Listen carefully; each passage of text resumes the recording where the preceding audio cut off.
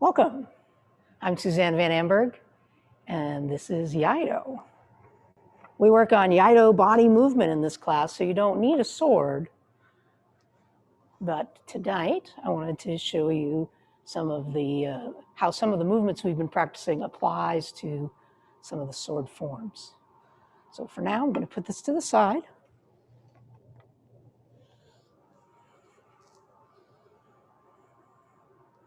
Let's start with feet under your hips. Find your hip joint where the thigh bone comes into your pelvis, and it's the place where you bend from. If you imagine you're going to sit down, bend in the hip joint, and feel your knees. Where is the knee relative to the frame of your foot?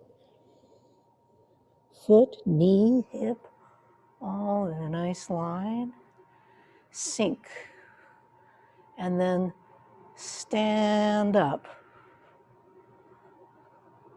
Let's match it with your breathing. Inhale as you sink, and then exhale as you. All right, let's add arm position. Bring your hands to your center line right in front of you, place where the palms of the hands come together, fingers slightly up. Let's look at it this direction.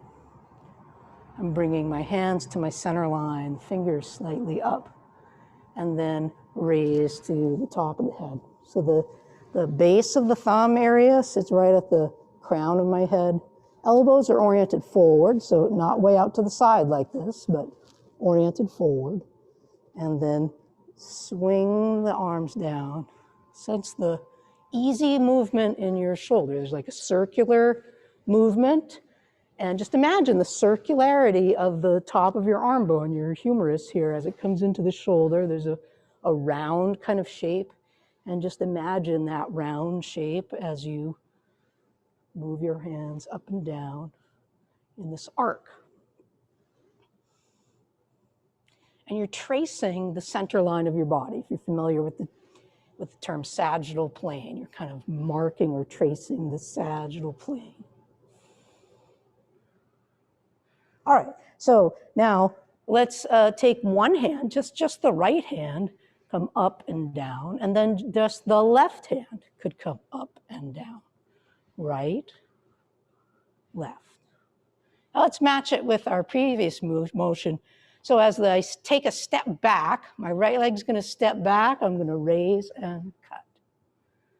Come back to neutral and raise. Step forward and cut.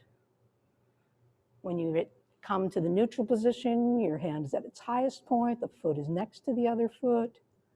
And then step back and cut. Forward and cut.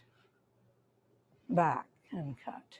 This next time, change hands in the middle and step forward and cut. Step back and cut. So I'm using the right leg is moving and the left hand is moving. Right, left. I just kind of wanted to show you in the context here of the sword. We turn the blade, bring it out, and we can bring it to the top of the head and cut, and from the shoulder, cut, shoulder to hip. In another sequence, you could turn the blade over. So I'm cutting hip to shoulder, cutting upward, then from the top of the head, cut straight down, and then again from the shoulder, diagonal cut.